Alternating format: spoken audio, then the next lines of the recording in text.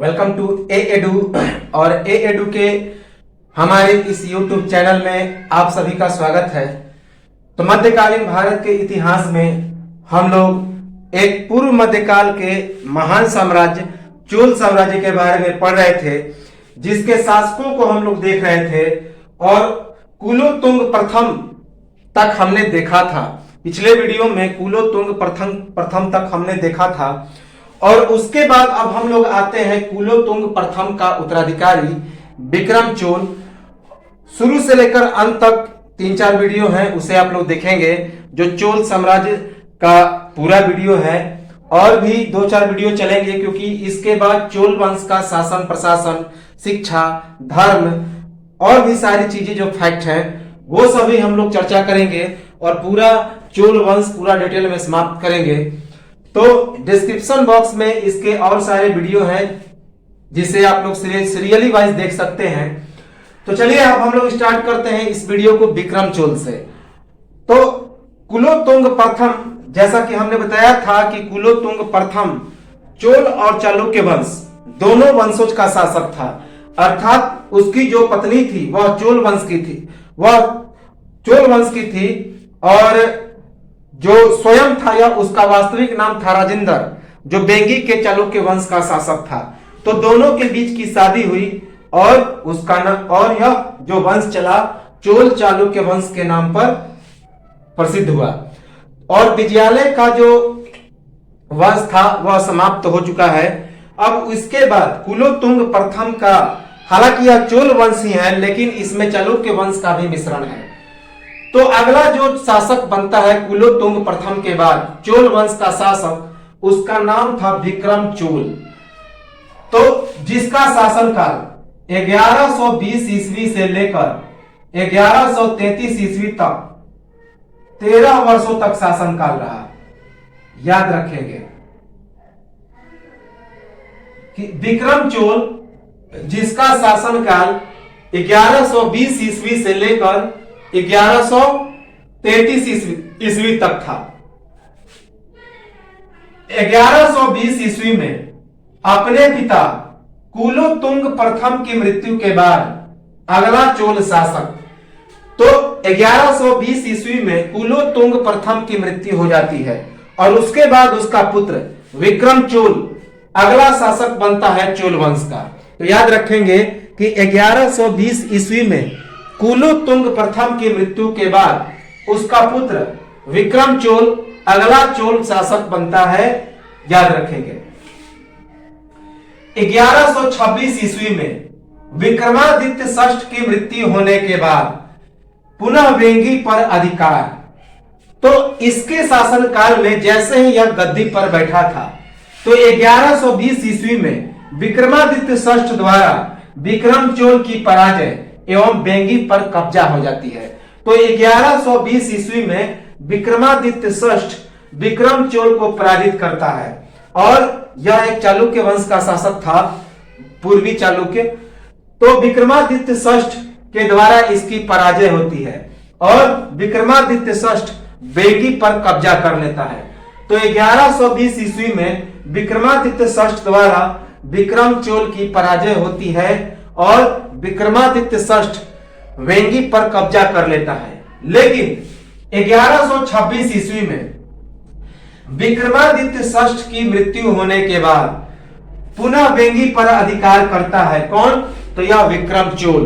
तो एक बार फिर से वेंगी पर अधिकार कर लेता है विक्रम चोल जब 1126 ईस्वी में विक्रमादित्य षष्ठ की मृत्यु हो जाती है। इसके बाद 1133 ईस्वी में गोदावरी नदी के तट पर विक्रमादित्य के उत्तराधिकारी सोमेश्वर तृतीय पर विजय, गंगवाड़ी और कोलार जिले पर अधिकार।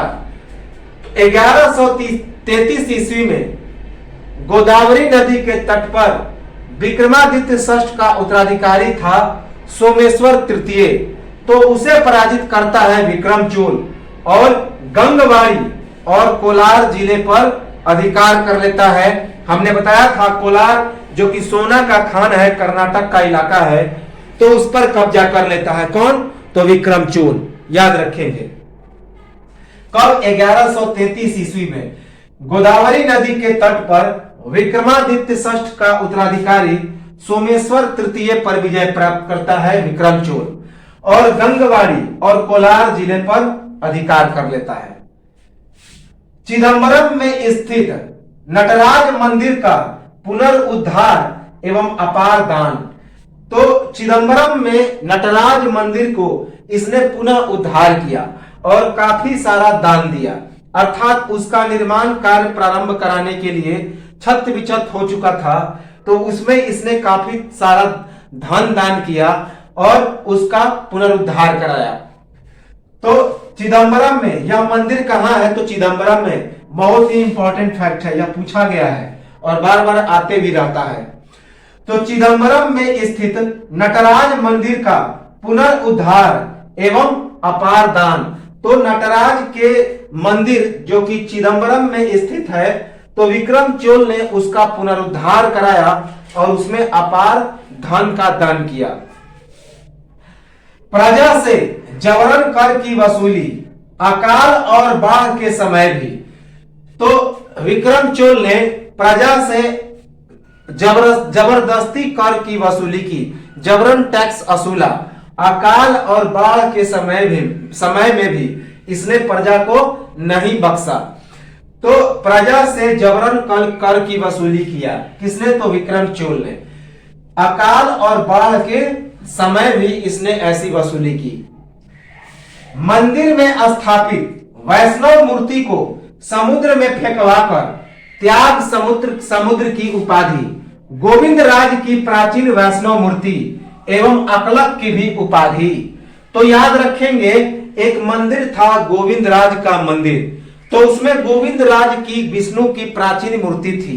हालांकि यह कुछ ही हिस्सा फेंका था, समुद्र में फेंक दिया था, उद्घाटन कर दिया था फेंकने का, और उसके बाद यह त्याग समुद्र की उपाधि धारण की थी और अकलक की उपाधि धारण की थी। तो याद रखेंगे कि मंदिर में कौन से मंदिर? तो गोविंद राज की प्राचीन मंदिर थी, गोविंद राज की प्राचीन वैष्णव मूर्ति। तो यह जो मंदिर था यह चिदंबरम में स्थित है।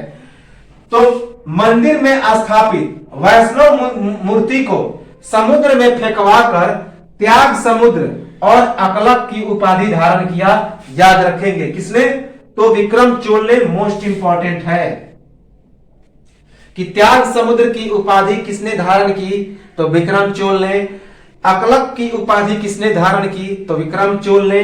क्यों धारण की? तो इसने एक मंदिर की वैष्णव मूर्ति को समुद्र में फेंकवा दिया था।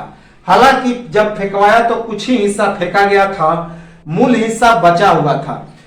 और यह जो मूर्ति था गोविंद राज की मूर्ति कहलाता था। गोविंद राज की प्राचीन वैष्णव मूर्ति था, विष्णु की मूर्ति था। याद रखेंगे। बाद में इसका पुत्र कुलोत्तुंग द्वितीय पूरी तरह से फेंकवा देता है। धार्मिक दृष्टि से असहिष्णु, अपने पिता के प्रतिकूल प्रवृत्ति।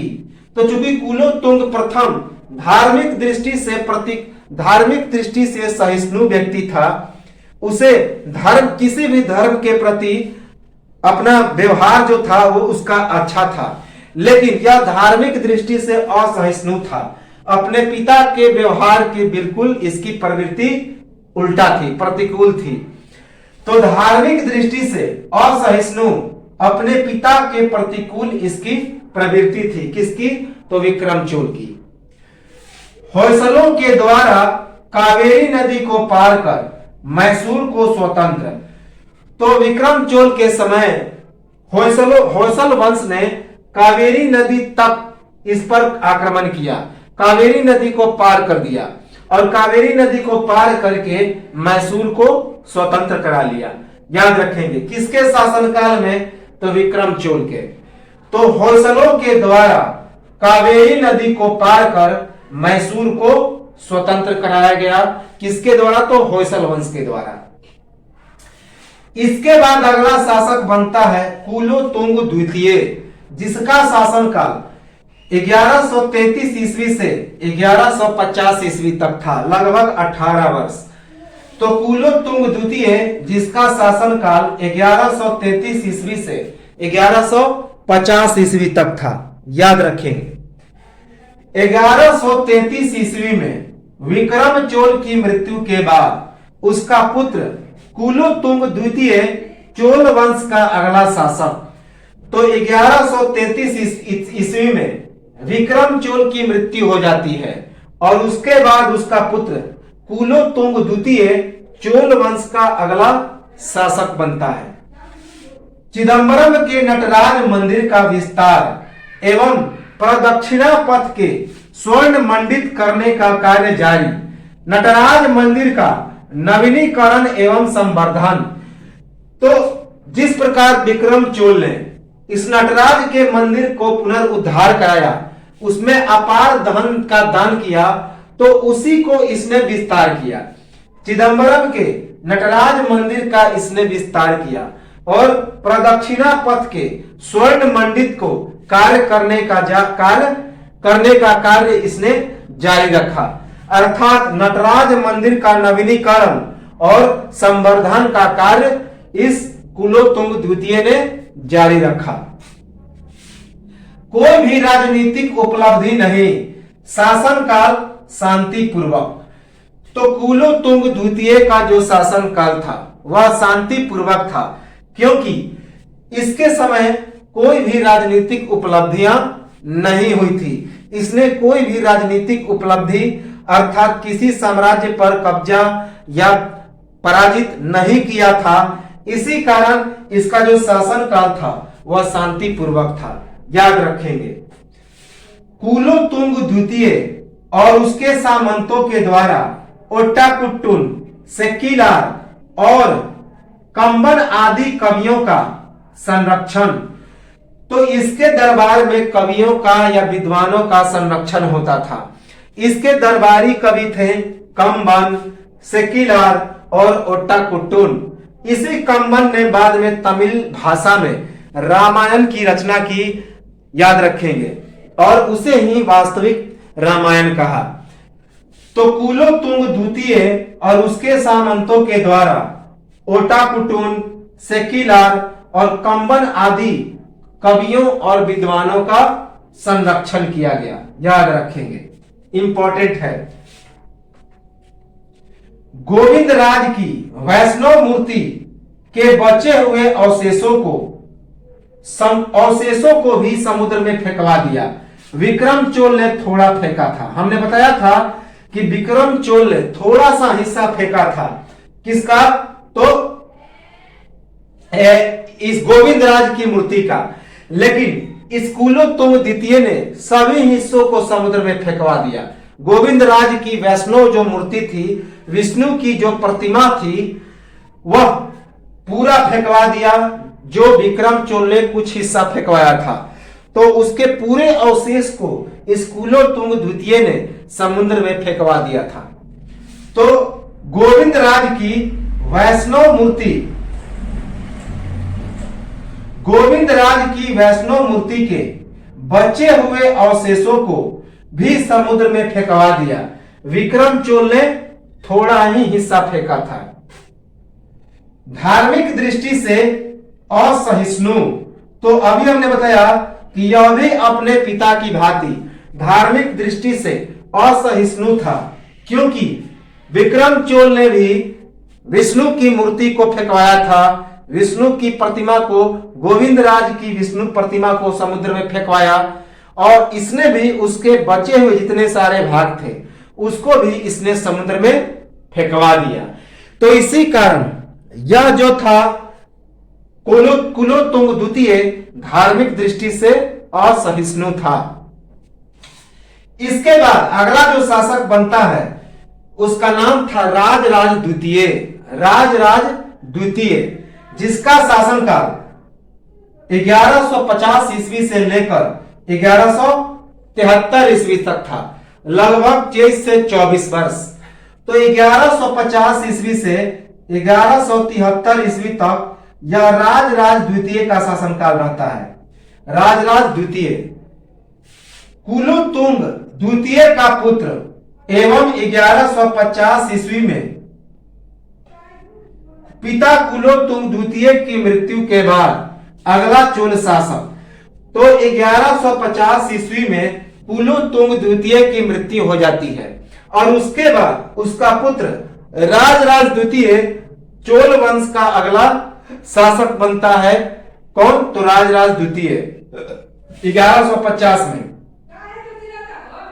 इसके समय चारों ओर शक्तिशाली सामंतों का उदय, क्योंकि एक कमजोर एवं अयोग्य शासक, तो राजराज द्वितीय के समय चारों ओर शक्तिशाली सामंतों का उदय हो चुका था, क्योंकि यह राजराज द्वितीय एक कमजोर एवं अयोग्य और निर्बल शासक था। तो इसके समय चारों ओर शक्तिशाली सामंतों का उदय हो चुका था, क्योंकि यह एक कमजोर एवं अयोग्य शासक था। इसका राजराज द्वितीय का राज्य विस्तार कहां से कहां तक था? तो संपूर्ण तेलुगु प्रदेश, कोंगू नाद के अधिकांश भाग तथा गंगवाड़ी के पूर्वी भाग तक। तो राजराज द्वितीय का राज्य विस्तार कहां तक था? तो संपूर्ण तेलुगु प्रदेश, कोंगू नाद के अधिकांश भाग तथा गंगवाड़ी के पूर्वी भाग तक। याद रखेंगे। निसंतान होने के कारण अगला चोल शासक विक्रम चोल का पौत्र एवं राजराज द्वितीय का छोटा भाई राजाधिराज द्वितीय बना। तो राजराज द्वितीय निसंतान था, अर्थात इसका कोई भी वंश नहीं था, कोई भी पुत्र नहीं था। तो इसकी जब मृत्यु होती है 1173 में, तो इसकी मृत्यु के बाद अगला जो शासक बनता है उसका नाम था राजाधिराज द्वितीय, जो विक्रम चोल का पौत्र था, अर्थात नाती था, और यह राजराज द्वितीय का छोटा भाई था। तो चलिए शुरू करते हैं राजाधिराज द्वितीय को। राजाधिराज द्वितीय जिसका शासन काल 1173 से 1182 ईस्वी तक था। याद रखेंगे कि राजाधिराज द्वितीय 1173 ईस्वी से 1182 ईस्वी तक इसका शासन काल था। 1173 ईस्वी में अपने बड़े भाई राजराज द्वितीय की मृत्यु के बाद चोल वंश का अगला उत्तराधिकारी, तो 1173 ईस्वी में राजाधिराज द्वितीय की मृत्यु हो जाती है और उसके बाद उसका छोटा भाई चोल वंश का अगला उत्तराधिकारी बनता है। याद रखेंगे, जिसका नाम था राजाधिराज द्वितीय, जो राजराज द्वितीय का छोटा भाई था और विक्रम चोल का पौत्र था, या फिर कहें तो कुलोतुंग द्वितीय का पुत्र था, छोटा पुत्र था, जो 1173 ईस्वी में चोल वंश का अगला शासक बना।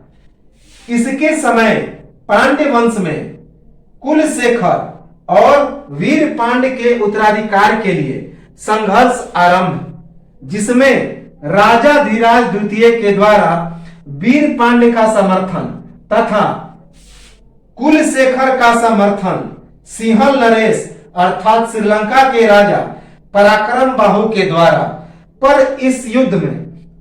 इस युद्ध में जिसमें वीर पांड्य और राजाधिराज तथा कुलशेखर और पराक्रम बाहु के बीच युद्ध चल रहा था।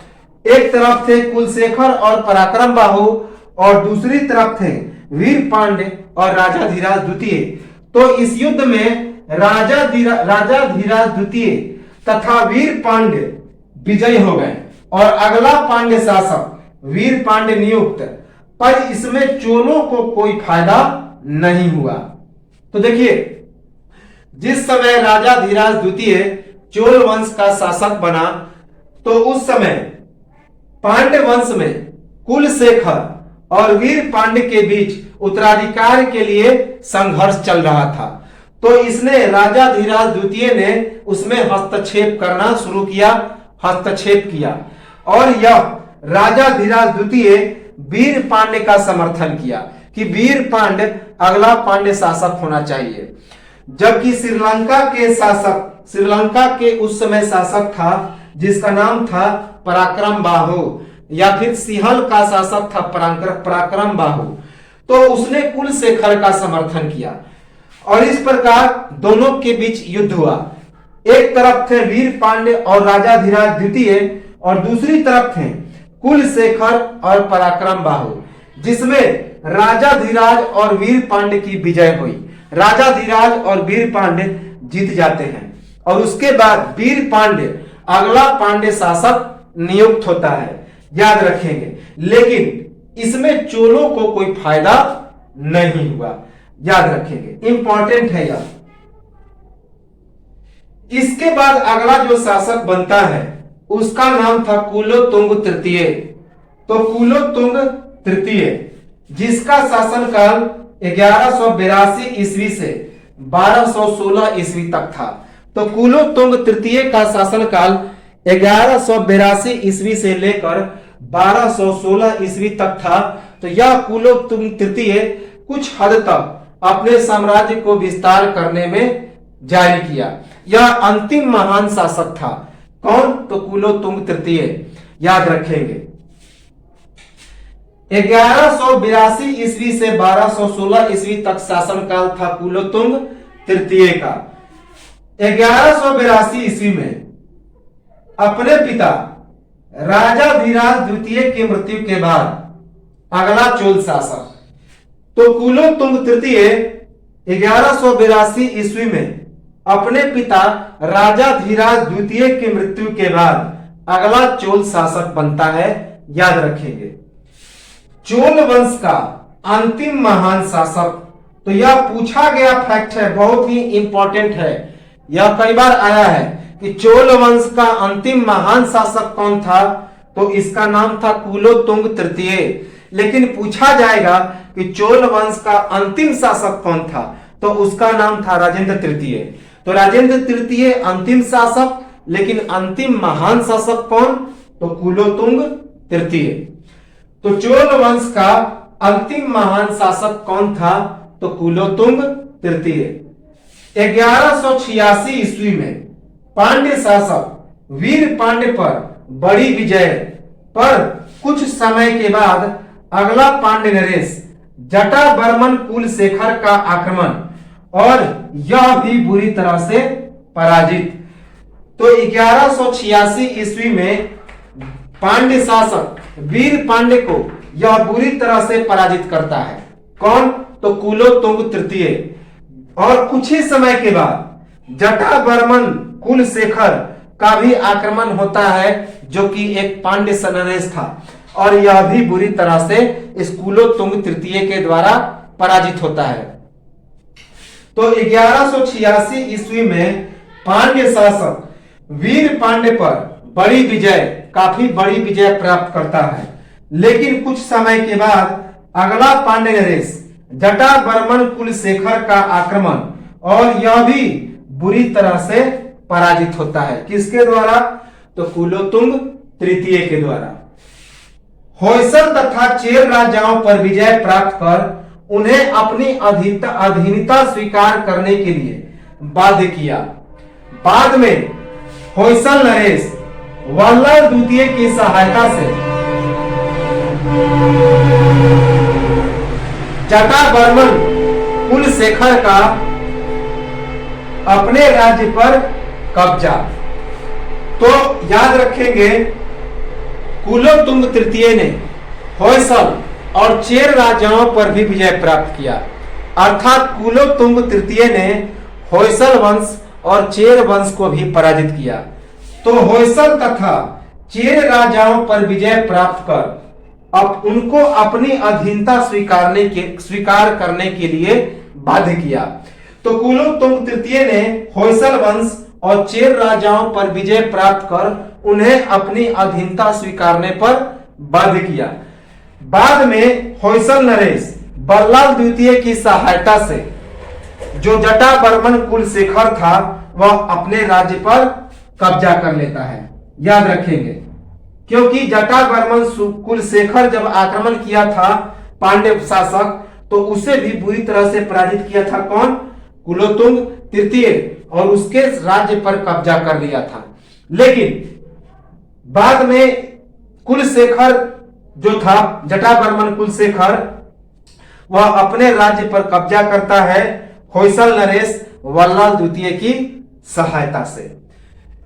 1205 ईस्वी में पांड्य राज्य पर पुनः आक्रमण कर पांड्य राजधानी मदुरा में लूट एवं पांड्यों के अभिषेक मंडल को ध्वस्त कर कुलोत्तुंग तृतीय के द्वारा पुनः पांड्यों को उनका राज्य वापस।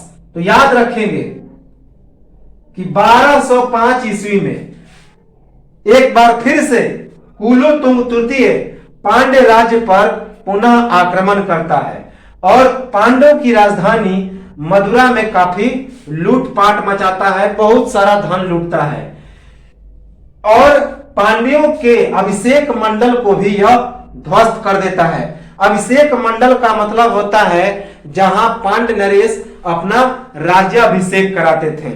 तो 1205 ईस्वी में पांड्य राज्य पर पुनः आक्रमण कर पांड्यों की राजधानी मदुरा में लूटपाट करता है कौन? तो कुलोत्तुंग तृतीय एवं पांड्यों के अभिषेक मंडल को ध्वस्त कर कुलोत्तुंग तृतीय के द्वारा पुनः पांड्यों को उनका राज्य वापस। तो हालांकि इसने अभिषेक मंडल को ध्वस्त किया, मदुरा जो कि पांड्य राजधानी थी उसमें काफी लूटपाट मचाया, लेकिन कुलोत्तुंग तृतीय ने उदारता का परिचय देते हुए पांड्यों को उनका राज्य वापस भी लौटा दिया। याद रखेंगे कब? तो 1205 ईस्वी में। तेलुगु चोलों पर भी विजय। तो कुलोत्तुंग तृतीय ने तेलुगु चोलों पर भी विजय प्राप्त किया था। याद रखेंगे किस पर? तो तेलुगु चोलों पर भी विजय प्राप्त किया था कुलोत्तुंग तृतीय ने। इसका समय स्थापत्य, उन्नति एवं कला के लिए प्रसिद्ध। तो कुलोत्तुंग तृतीय का जो शासन काल था स्थापत्य, उन्नति और कला के लिए काफी प्रसिद्ध था, क्योंकि इसके समय काफी नए नए चीजों का निर्माण हुआ था। याद रखेंगे जैसे कि त्रिभुवन में कंपहरेश्वर मंदिर का निर्माण, तो इसका समय स्थापत्य, उन्नति एवं कला के लिए प्रसिद्ध था। याद रखेंगे आर्ट, आर्किटेक्चर और डेवलपमेंट में कुंभकोणम के निकट त्रिभुवन में कंपहरेश्वर मंदिर के निर्माण के कारण ख्याति। तो इस कुलोत्तुंग तृतीय को जो ख्याति मिली वह ख्याति किसके कारण मिली? तो इसने कुंभकोणम के निकट त्रिभुवन में कंपहरेश्वर मंदिर का निर्माण किया। बहुत ही इंपॉर्टेंट है और इसी कारण कुलोत्तुंग तृतीय को जाना भी जाता है, कंपहरेश्वर मंदिर के निर्माण के कारण। कहां पे किया? तो कुंभकोणम के निकट त्रिभुवन में कंपहरेश्वर मंदिर का निर्माण। तो कुंभकोणम के निकट त्रिभुवन में कंपहरेश्वर मंदिर के निर्माण के कारण इसे काफी ख्याति मिली, यह काफी प्रसिद्ध हुआ। कौन? तो कुलोत्तुंग तृतीय। कुलोत्तुंग तृतीय के शासन काल में कंबन के द्वारा तमिल रामायण रामावतारम की रचना और इसे सच्ची रामायण की संज्ञा। इसी कारण कुलोत्तुंग तृतीय का शासन तमिल साहित्य का स्वर्ण काल के नाम से प्रसिद्ध। इंपॉर्टेंट है कि कौन से चोल वंश का जो शासक था उसे तमिल साहित्य का स्वर्ण काल कहा जाता था। तो उसके यह था कुलोत्तुंग तृतीय, क्योंकि इसी के शासन काल में कंबन ने, जो कि तमिल कवि थे, महान विद्वान थे, तो उन्होंने तमिल भाषा में रामायण की रचना की जिसका नाम था रामावतारम, और उन्होंने इसे ही सच्ची रामायण कहा। जो मूल हिंदी की रामायण था उसे झूठा कहा। तो कुलोत्तुंग तृतीय के शासन काल में कंबन के द्वारा तमिल रामायण रामावतारम की रचना और इसे सच्ची रामायण की संज्ञा दिया। किसने? तो कंबन ने। इसी कारण कुलोत्तुंग तृतीय का शासन काल तमिल साहित्य का स्वर्ण काल कहा जाता है, golden age of Tamil literature. किसके काल? तो कुलोतुंग तृतीय का काल। वैभव के अपकर्षक का काल। किसका? तो कुलोतुंग तृतीय। वैभव अर्थात इसके साम्राज्य का जो वैभव था, गौरव था, काफी आगे बढ़ गया था। इसी कारण इसके काल को वैभव के अपकर्षक का काल, अर्थात इसके समय जो चोल वंश का वैभव था वह काफी ज्यादा बढ़ गया था। तो वैभव के अपकर्षक का काल कहा जाता है कुलोतुंग तृतीय का शासनकाल। इसके बाद अगला शासक बनता है राजराज तृतीय। राजराज तृतीय जिसका शासनकाल 1216 से 1250 ईस्वी तक था।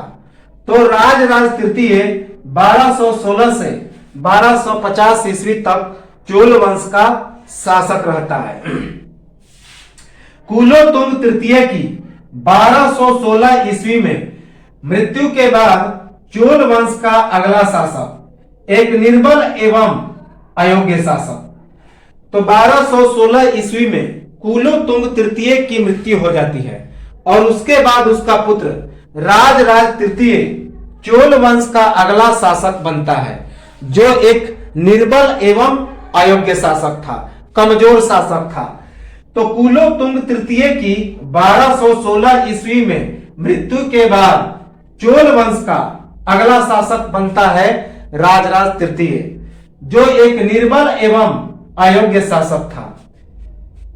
पांड्य नरेश सुंदर वर्मन पांड्य के द्वारा पराजय एवं बंदी, परंतु होयसल नरेश नरसिंह द्वितीय के हस्तक्षेप के बाद राजराज तृतीय को मुक्ति। तो पांड्य नरेश सुंदर वर्मन पांड्य के द्वारा यह पराजित हुआ, लेकिन होयसल नरेश की मदद से, जिसका नाम था नरसिंह द्वितीय, तो होयसल नरेश नरसिंह द्वितीय की मदद से राजराज तृतीय को मुक्ति मिली। पांड्य नरेश से इसे छुड़ाया गया। तो पांड्य नरेश सुंदर वर्मन पांड्य द्वारा पराजय एवं बंदी बना लिया गया, लेकिन होयसल नरेश के सहायता से, जिसका नाम था नरसिंह द्वितीय, तो उसकी हस्तक्षेप के बाद, उसकी सहायता के बाद राजराज तृतीय को मुक्ति मिली। बंदी से उसे मुक्त कराया गया। तेलार का युद्ध इंपॉर्टेंट है। तेलार के युद्ध में यादव सरकार कोपेरू जिंग के द्वारा पराजित एवं बंदी, पर 1231 ईस्वी में होयसल सेना की सहायता से पुनः स्वतंत्र एवं अपना राज्य पाने में सफल। तो एक युद्ध हुआ तेलार का युद्ध, इंपॉर्टेंट है, बीबीआई है, जिसमें यादव सरदार कोपेरू जिंग के साथ इसका युद्ध हुआ, जिसमें यह बुरी तरह से पराजित हुआ और कोपेरू जिंग ने इसे बंदी बना लिया। और 1231 ईस्वी में होयसल सेना की सहायता से पुनः यह स्वतंत्र होता है और इसे अपना राज्य वापस मिल जाता है। किसे? तो राजराज तृतीय को। तो तेलार के युद्ध में यादव सरकार कोपेरू जिंग के द्वारा पराजित एवं बंदी, पर 1231 ईस्वी में होयसल सेना की सहायता से पुनः स्वतंत्र एवं अपना राज्य पाने में सफल। कौन? तो राजराज तृतीय। नाम मात्र का शासक एवं 1250 ईस्वी तक किसी प्रकार शासन, चारों तरफ चतुर्दिक विद्रोह एवं अराजकता व्याप्त। तो यह एक नाम मात्र का शासक था, बार बार पराजित हुआ, बार बार पराजित होता था और फिर होयसलों के द्वारा स्वतंत्र कराया जाता था। तो होयसल और पांड्य का यह कठपुतली हो चुका था। देखा जाए तो यह उनके अधीन ही हो चुका था। तो इसी कारण यह एक नाम मात्र का शासक था और 1250 ईस्वी तक किसी प्रकार यह लड़खड़ाते, अधीनता स्वीकार करते, हारते जीतते, मदद होयसलों की मदद से यह किसी प्रकार 1250 ईस्वी तक शासन किया, क्योंकि इसके चारों तरफ चतुर्दिक विद्रोह हो रहा था और अराजकता भी व्याप्त हो चुकी थी। याद रखेंगे। इसके बाद अंतिम जो शासक बनता है इस चोल वंश का, जिसका नाम था राजेंद्र तृतीय। राजेंद्र तृतीय जो चोल वंश का अंतिम शासक था, जिसका शासनकाल 1250 ईस्वी से 1279 ईस्वी तक था।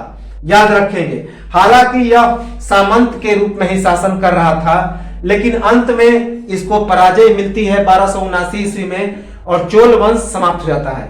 लेकिन 1310 ईस्वी में मलिक काफूर इसका तो अस्तित्व ही समाप्त कर देता है, चोल वंश का। याद रखेंगे, मलिक काफूर या फिर हजार दिनारी, इसके बारे में हमने चर्चा किया है दिल्ली सल्तनत के वीडियो में, डिस्क्रिप्शन बॉक्स में है, उसे आप लोग देख सकते हैं। तो राजेंद्र तृतीय का शासनकाल 1250 ईस्वी से 1279 ईस्वी तक रहता है, जो कि इस चोल वंश का अंतिम शासक था। चोल वंश का अंतिम शासक कौन? तो राजेंद्र तृतीय। राजेंद्र तृतीय चोल वंश का अंतिम शासक था। चोल शक्ति का पुनरुद्धार करने का प्रयास और इसी प्रयास के कारण पांड्य नरेश सुंदर वर्मन पांड्य द्वितीय पर विजय पर चालुक्य नरेश सोमेश्वर तृतीय के द्वारा पांड्य नरेश सुंदर वर्मन पांड्य द्वितीय की सहायता करने के कारण राजेंद्र तृतीय असफल तथा पांड्यों से संधि कर ली। तो देखिए, यह चोल वंश का अंतिम शासक था और इसने चोल वंश का पुनरुद्धार करने का प्रयास किया और इसी प्रयास के तहत इसने पांड्य नरेश सुंदर वर्मन पांड्य द्वितीय को पराजित किया। लेकिन चालुक्य नरेश सोमेश्वर तृतीय ने इस सुंदर वर्मन पांड्य की सहायता की और इसी सहायता के कारण यह पराजित हो गया। कौन? तो राजेंद्र तृतीय उस पर कब्जा करने में असफल हो गया और बाद में यह पांड्यों से संधि कर लेता है। याद रखेंगे कि चोल वंश का अंतिम शासक चोल शक्ति का पुनरुद्धार करने का प्रयास और इसी प्रयास के कारण पांड्य नरेश सुंदर वर्मन पांड्य द्वितीय पर विजय, लेकिन चालुक्य नरेश सोमेश्वर तृतीय के द्वारा पांड्य नरेश सुंदर वर्मन पांड्य द्वितीय से संधि कर देता है। याद रखेंगे, 1251 ईस्वी में पांड्य नरेश जटा वर्मन सुंदर पांड्य के द्वारा चालुक्य, होयसल तथा काकतीय को पराजित कर राजेंद्र तृतीय को भी अपने अधीन। तो देखिए, 1251 ईस्वी में उस समय पांड्य जो शक्ति था वह काफी मजबूत हो चुका था। पांड्य शक्ति का चहुओर तुति बोलने लगा था। तो उस समय एक मजबूत शासक था पांड्य नरेश, जिसका नाम था जटा वर्मन सुंदर पांड्य। तो 1251 ईस्वी में पांड्य नरेश जटा वर्मन सुंदर पांड्य के द्वारा चालुक्य, होयसल तथा काकतीय को पराजित किया गया। तो तीनों वंशों को यह पराजित कर चुका था। कौन? तो जटा वर्मन सुंदर पांड्य, जो कि एक पांड्य नरेश था। कब? तो 1251 ईस्वी में। और राजेंद्र तृतीय को भी अपने अधीन कर लिया। तो 1251 ईस्वी में पांड्य नरेश जटा वर्मन सुंदर पांड्य, चालुक्य, होयसल और काकतीय को तो पराजित किया ही, साथ ही साथ इसने राजेंद्र तृतीय को भी अपने अधीन कर लिया। 1279 ईस्वी में सामंत के रूप में रहने वाले चोलों की पांड्य शासक कुलशेखर वर्मन के द्वारा पराजय एवं चोल वंश समाप्त। कुलशेखर समस्त चोल मंडल का स्वामी बन गया। तो देखिए, 1251 ईस्वी में जब राजेंद्र तृतीय को अपने अधीन किया जटा वर्मन सुंदर पांड्य, तभी से यह राजेंद्र तृतीय सामंत के रूप में शासन करने लगा। किसके सामंत? तो पांड्यों के सामंत के रूप में। और 1279 ईस्वी में सामंत के रूप में रहने वाले चोलों को पांड्य शासक कुलशेखर वर्मन ने पराजित किया। कुलशेखर ने पराजित किया और उसके बाद चोल वंश को समाप्त कर दिया और कुलशेखर समस्त चोल मंडल का स्वामी बन गया, अर्थात पूरा जो चोल साम्राज्य था उस पर इसका कब्जा हो गया, चोलों का वंश समाप्त हो गया। हालांकि छूट छीट फूट जो चोल बचे, मलिक काफूर ने 1310 ईस्वी में उनका अस्तित्व ही समाप्त कर दिया। 1310 ईस्वी में मलिक काफूर ने बचे खुचे जो चोल वंश थे, चोल साम्राज्य थी, उसका भी इसने समाप्त कर दिया, क्योंकि कहीं कहीं चोलों थोड़े बहुत थे सामंत के रूप में, तो उसका भी इसने विनाश कर दिया। पूरी तरह से 1310 ईस्वी में चोल वंश का अस्तित्व समाप्त हो गया।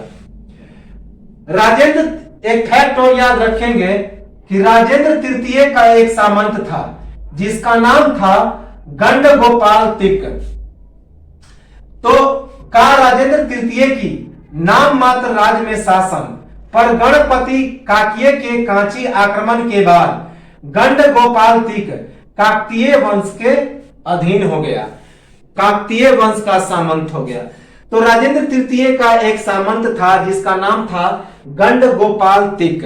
गंडगोपाल तिक वह राजेंद्र तृतीय की नाम मात्र शासन में सामंत के रूप में शासन करता था, लेकिन जब काकतीय वंश का एक शासक जिसका नाम था गणपति काकतीय, तो गणपति काकतीय का कांची पर आक्रमण होता है, तो उसके बाद गंडगोपाल तिक काकतीय वंश के अधीन चला जाता है, काकतीय वंश का सामंत हो जाता है। तो राजेंद्र तृतीय का सामंत गंडगोपाल तिक का राजेंद्र तृतीय की नाम मात्र राज्य में शासन पर गणपति काकतीय के कांची आक्रमण के बाद गंडगोपाल तिक काकतीय वंश के अधीन हो जाता है, काकतीय वंश का सामंत हो जाता है। एक बात और याद रखेंगे राजराज प्रथम के बारे में, जो शायद छूट गया था, कि इसने एक चूड़ामणि बिहार की रचना की थी, याद रखेंगे। चूड़ामणि बिहार।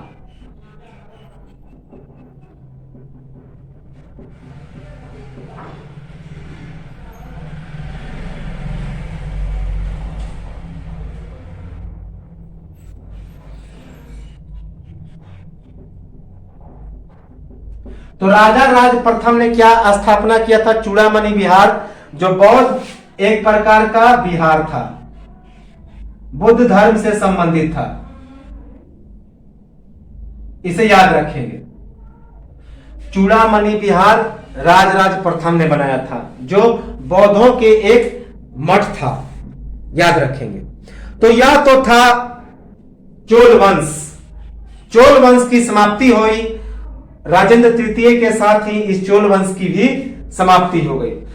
तो इसके बाद हम लोग अगले वीडियो में मिलेंगे चोल वंश के शासन, प्रशासन, धर्म, शिक्षा, न्याय, टैक्स, भू राजस्व और भी बहुत सारे समाज, नारी की स्थिति, इन सब की हम लोग चर्चा करेंगे। तो मिलेंगे हम लोग अगले वीडियो में, और चोल वंश के शासक की हम लोग किए समाप्ति। तो एक स्क्रीनशॉट लें और कमेंट जरूर करें, ताकि ये लगे कहीं अगर कोई चीज बताना हो तो उसे हम लोग जरूर बताएंगे, या फिर कोई चीज छूट गया हो, या फिर कहीं लगे कहीं मिस्टेक हो, तो उसे भी हम लोग उसे भी कमेंट बॉक्स में जरूर लिखें, ताकि उसे सुधार किया जा सके।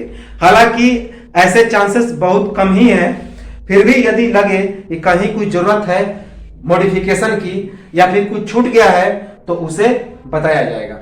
तो चलिए एक स्क्रीनशॉट लें और मिलेंगे हम लोग चोल वंश के शासन, प्रशासन, शिक्षा, धर्म, इन सभी की चर्चा करते हुए अगले वीडियो में। तब तक